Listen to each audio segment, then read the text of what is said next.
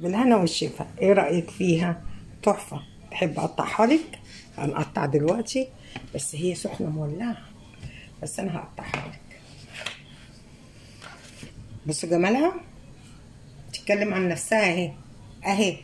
بصوا الجمال.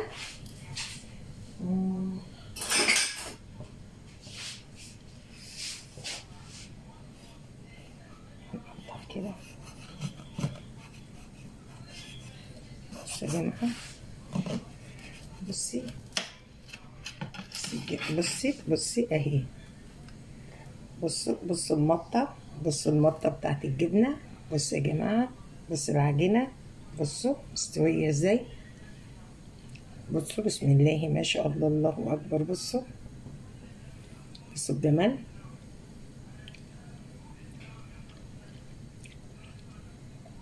بجد بألف هنا وشفا. تحفة جميلة جدا. هنا وشفا.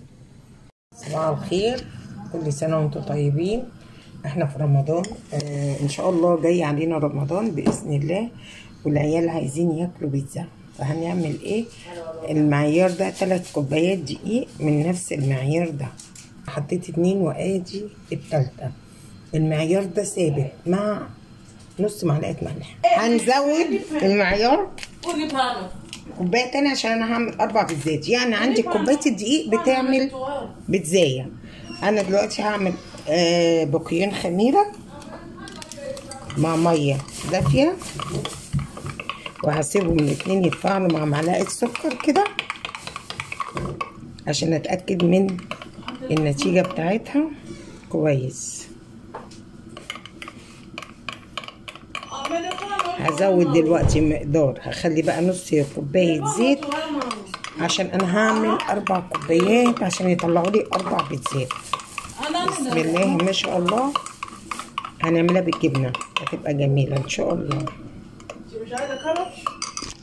كوبايات، وهحط عليها، حطيت معلقة ملح، وهحط عليها نص كوباية زيت من نفس معيار ايه الدقيق، وهقلب كده.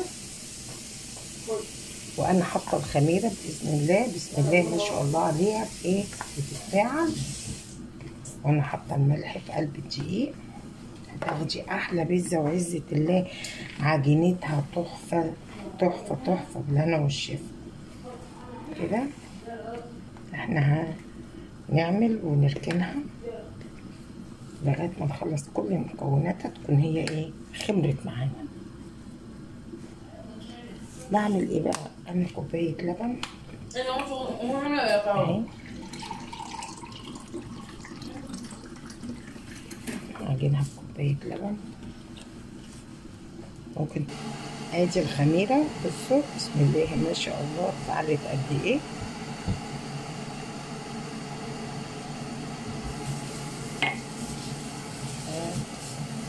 بيها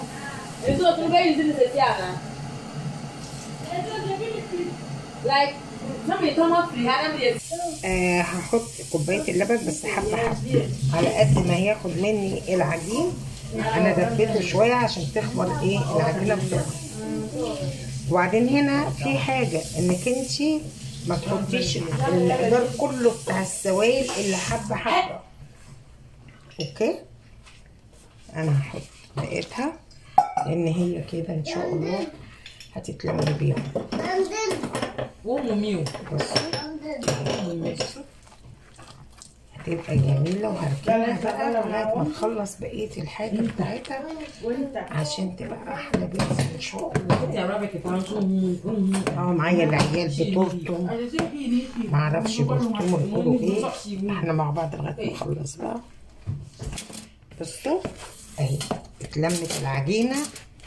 ما تخافيش، لو لقيتيها طريه هتفضلي تلفي فيها لغايه ما تلاقي نفسك العجينه اتعجنت معاكي وبقت كويسه. بصوا اهي، بصي اهي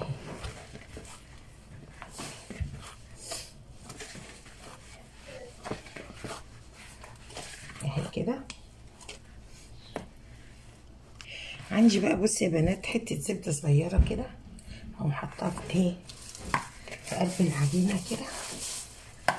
تديني بقى ايه فراولة العجينة كده وتيست جميل تخش في قلب منها، حتى تحسي ان العجينة بتاعتك بقت ريحتها جميلة اهي، بتسيح اهي الزبدة.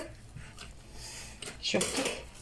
ده اختياري بس انا عشان وللاطفال انا بحب اعززها باي حاجة كده تبقى العجينة بتاعتي حلوة وطرية كده وجميلة. بصوا بصوا بصوا جمالها. بصوا عززتها بحتة الايه الزبدة، وانا بقى ايه بخلي الزبدة تندمج فيها من غير تسيح ومن غير حاجة عشان تبقى ريحتها ايه حلوة زبدة. بصوا ساحت ازاي، بصوا والعجينة طلعت كمان احلى ازاي. بصوا وهسيبها بقى تخمر. الله والله العظيم ثلاثة احلى بيتزا هتاكلوها احلى من بره بكتير. اللي عاملاها بمحبتك لعيالك اهي وبالهنا والشفا. ادي عجينتي وهلفها عشان تخمر. كل سنه وانتم طيبين. دلوقتي احنا هنعمل ايه؟ هنعمل حاجه البيتزا. البيتزا هنحط لها شويه زيت في الصوص بتاعها اللي هو بيطعمها اصلا. ادي شويه زيت حلوين كده، وهنحط فلفل اسود وشويه زعتر. ادي الحاجات بتاعت البيتزا وطماطم واساسي الثوم.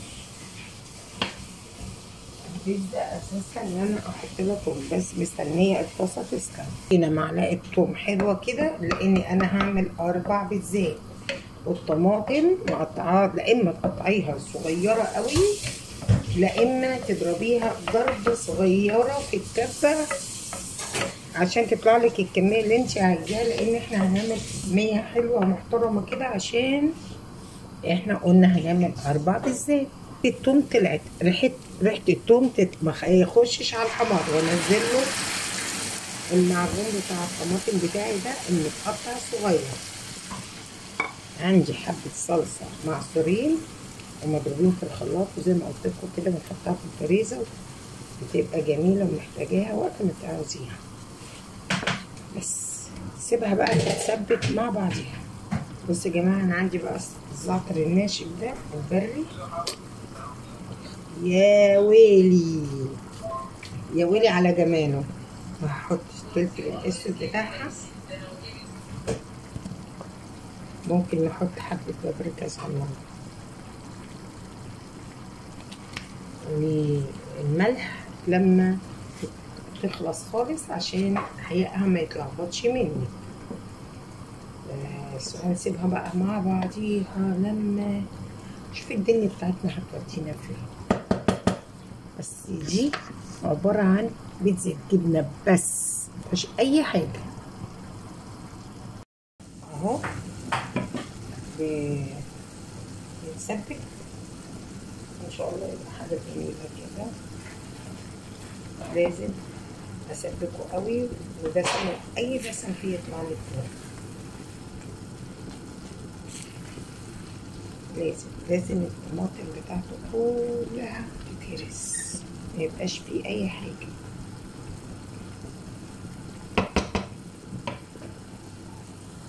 هنحط بقى الملح ومعلقه سكر. نحط معلقه ملح حلوه كده ومعلقه سكر. انا معلقه الملح ومعلقه السكر، وهحط لها شويه برضه ميه عشان تطلع لي تستوي قوي وتطلع كل ما فيها، عشان انا عايزاها معجون مش عايزاها فيها اي تكتلات، يعني اي كلاكيع. ايوه انا عايزاها كده بس.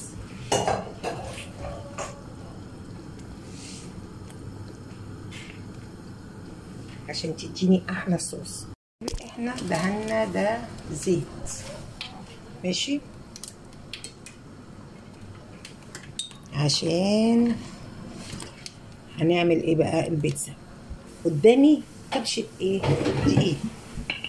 دي؟ الله اكبر، بسم الله ما شاء الله، اللهم زد وبارك وكتر من رزقنا وكتر من خيرنا ان شاء الله. ادي البيتزا، شفتوا؟ بسم الله ما شاء الله. بص العجينه، بصوا على فكره انا هفردها من غير نشابه، عشان الناس بتقول كده نشابه وما عندهمش. لا انا بقى هفردها لك من غير نشابه. همسك كده العجينه بالصلاه على النبي كده، هقسمها على ايه؟ على 4 اهو.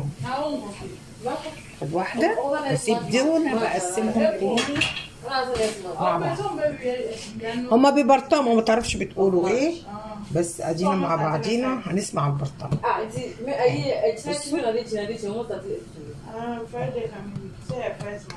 بصوا اهي، تجيبي من جوه لبره كده، من جوه لبره كده.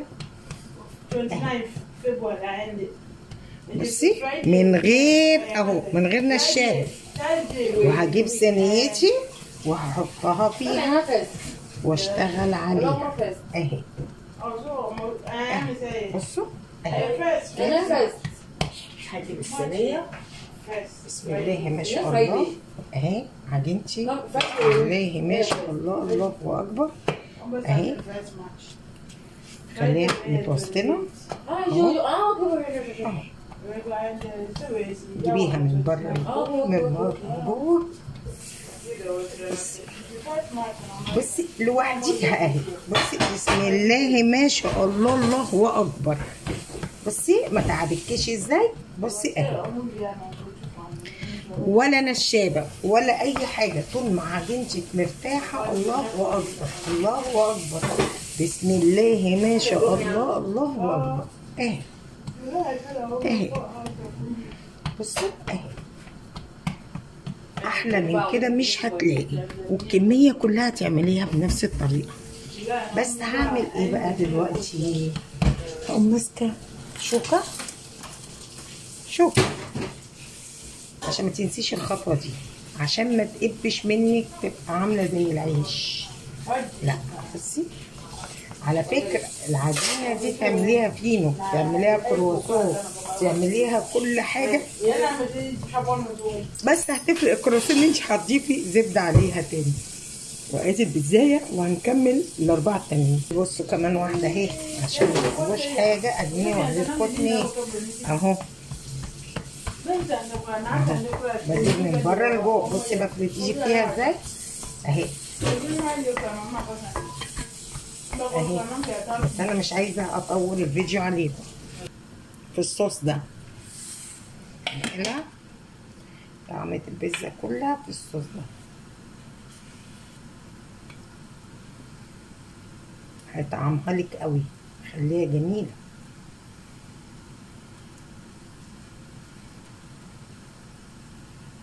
احط الماس الجبن بتاعها واركنها. اخلص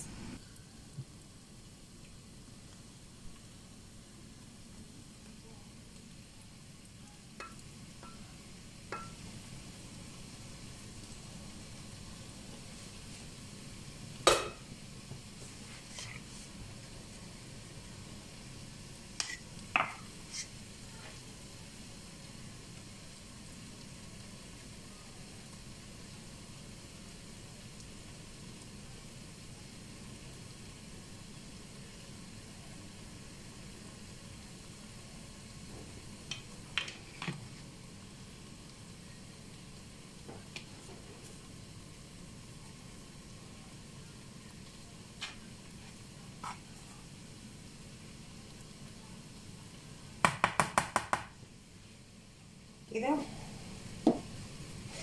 جايبه الحروف دي مدخلاها هنا كده،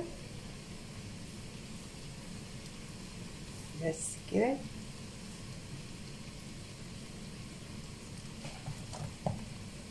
واجيب الجبنه